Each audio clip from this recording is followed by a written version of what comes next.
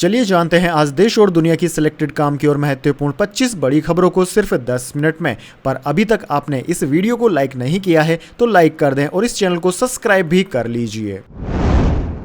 दिल्ली शराब निधि घोटाला के कविता की जमानत याचिका खारिज। कोर्ट बोला राहत देने का यह सही वक्त नहीं। 15 मार्च को गिरफ्तारी हुई थी।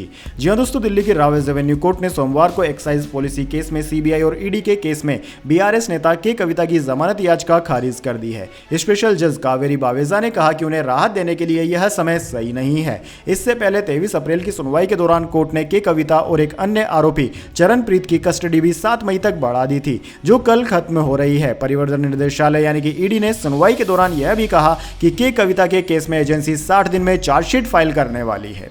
चलिए दोस्तों जान लेते हैं इसके बाद अगली बड़ी खबर। T20 वर्ल्ड कप में आतंकी हमले की धमकी। आईएस खोरासान ने होस्ट वेस्टइंडीज को वीडियो मैसेज भेजा। इंडिया सुपर 8 में पहुंची तो सभी मैच यहीं होने हैं। जी हां दोस्तों, पाकिस्तान अफगानिस्तान में एक्टिव आतंकी संगठन आईएस खोरासान ने T20 वर्ल्ड कप के दौरान आतंकी हमले की धमकी दी है। त्रिनाद और टोबैगो के प्रधानमंत्री कित राउली ने बताया कि आतंकी संगठन ने कई देशों को वीडियो मैसेज भेजे हैं, इनमें वेस्टइंडीज भी शामिल है। T20 वर्ल्ड कप वेस्टइंडीज और अमेरिका में 2 जून से 29 जून तक खेला जाएगा। इंडिया के सभी लीग मैच अमेरिका में होने हैं। इसके बाद अगर टीम सुपर 8 के लिए क्वालिफाई करती है तो उसे यह मुकाबले वेस्टइंडीज में खेलने होंगे। ऐसे में यह भारत सरकार के लिए एक चिंता का विषय भी है।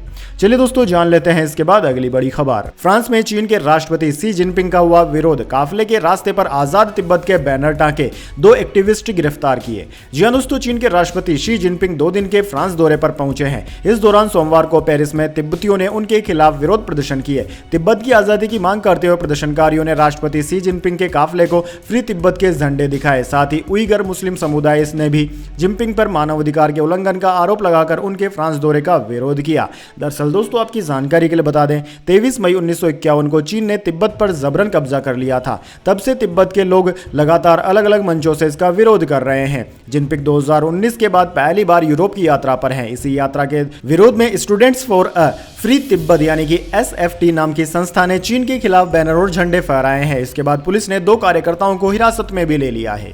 चलिए दोस्तों जान लेते हैं इसके बाद अगली बड़ी खबर। सुपौल में निर्दलीय कैंडिडेट का अपहरण, पीट कर पेड़ से लटकाया। कलीम खान से कहा चुनाव से नाम वापस ले लो, किससे पूछकर खड़े हुए हो। जी हां दोस्तों, सुपौल संसदीय क्षेत्र से निर्दलीय प्रत्याशी मोहम्मद कलीम खान को रविवार की रात 3 अज्ञात अपराधियों ने घर से बुलाकर अपहरण कर लिया। इसके बाद उनके साथ मारपीट कर पेड़ पर लटका दिया गया। गांव वालों ने उन्हें देखा तो सदर अस्पताल में भर्ती कराया, जहां पर फिलहाल उनका इलाज चल रहा है। दोस्तों 45 साल के मोहम्मद कलीम खान पिपरा थाना क्षेत्र के कांडी भवानीपुर वार्ड नंबर 7 में रहते हैं। वे निर्दलीय चुनावी मैदान में खड़े हैं। कलीम खान ने बताया कि देर रात 2 से 3 बजे 3 अज्ञात लोगों ने घर से आवाज देकर बाहर बुलाया। जब वे बाहर निकले तो अपराधियों ने मुंह बंद करके गाड़ी में बिठा दिया। इसके बाद घर से 1 किलोमीटर दूर लेकर गए और मारपीट शुरू कर दी। उन्होंने आगे कहा कि चुनाव लड़ने को लेकर पूछा जा रहा था। वे लोग पूछ रहे थे क्यों खड़े हुए हो, किससे पूछकर चुनाव लड़ रहे हो। वैसे दोस्तों कमेंट करके बताइए, क्या इस तरह की कानून व्यवस्था भारत में होनी चाहिए या नहीं, या फिर इस तरह के अपराधियों को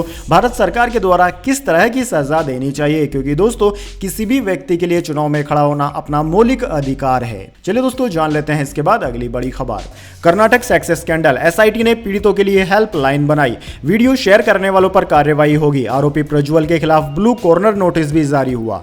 जी हां दोस्तों, कर्नाटक के हासन से JDS सांसद प्रज्वल रेवन्ना के महिलाओं से यौन उत्पीड़न केस की जांच कर रही SIT ने पीड़ितों के लिए हेल्पलाइन नंबर जारी किया है।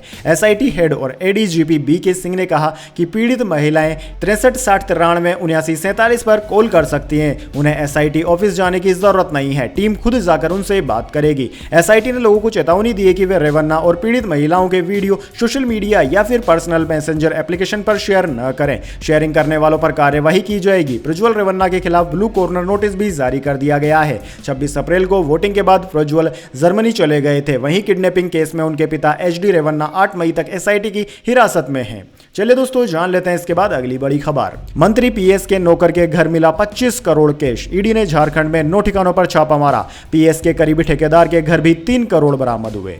जी हां दोस्तों, झारखंड की राजधानी रांची में सोमवार को परिवर्तन निर्देशालय की टीम ने 9 जगह पर छापेमारी की। ईडी को अब तक 28 करोड़ से ज्यादा कैश मिला है। ग्रामीण ग्रामीण विकास मंत्री आलमगीर आलम के पर्सनल सेक्रेटरी संजीव लाल के नौकर जहांगीर, पीएस के करीबी ठेकेदार Munna Singh, road construction department के इंजीनियर विकास कुमार और कुलदीप मिंज के घर रेड डाली गई। इसके अलावा 3 और ठिकानों पर छापा मारा गया है, जहां पर कुल मिलाकर 28 करोड़ रुपए बरामद किए गए हैं।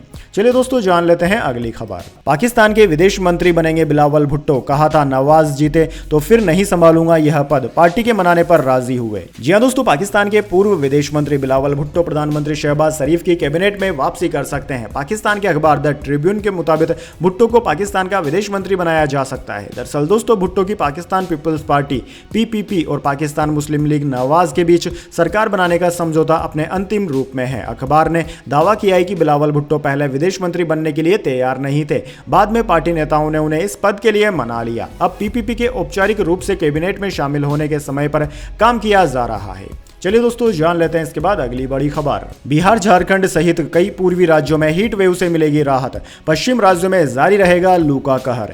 जी हां दोस्तों, पूर्वी और दक्षिणी प्रायद्वीपीय भारत में चल रही भीषण गर्मी जल्द ही कम होने वाली है। भारतीय मौसम विज्ञान विभाग यानी कि इंडियन मेट्रोलॉजी डिपार्टमेंट के पूर्वानुमान के मुताबिक जहां पूर्वी क्षेत्र को आज राहत मिल सकती है, वहीं दक्षिणी राज्यों को 1 और 2 दिन का इंतजार करना पड़ सकता है। आईएमडी ने कहा है कि 10 मई तक इन क्षेत्रों में गरज के साथ बारिश और तेज हवाएं चलने की भी संभावना है।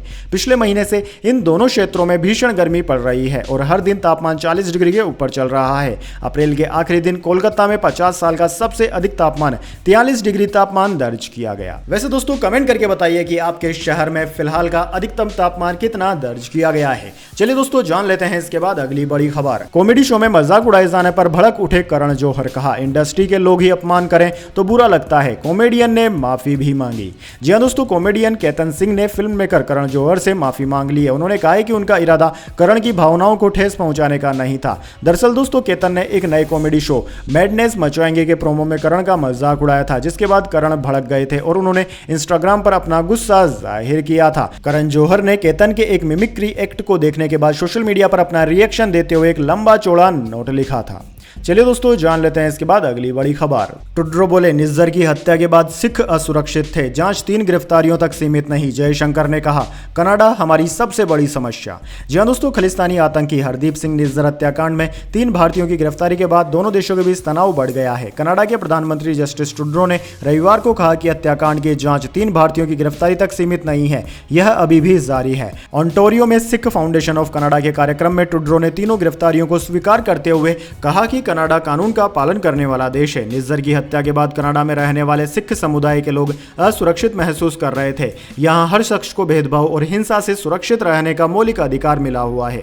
उधर दोस्तों, विदेश मंत्री एस जयशंकर ने कटक में कहा कि विदेश में हमारे दूतावासों को धमकियां मिलती है। अभी हमारी सबसे बड़ी समस्या कनाडा है। वहां की सरकार ने अपने देश में अलगाववाद और हिंसा का समर्थन करने वालों को अभिव्यक्ति की आजादी दे दी है। दुनिया एक तरफा नहीं है, अगर कुछ होता है तो उसका विरोध होगा। न्यूटन का नियम वहां भी लागू होता है।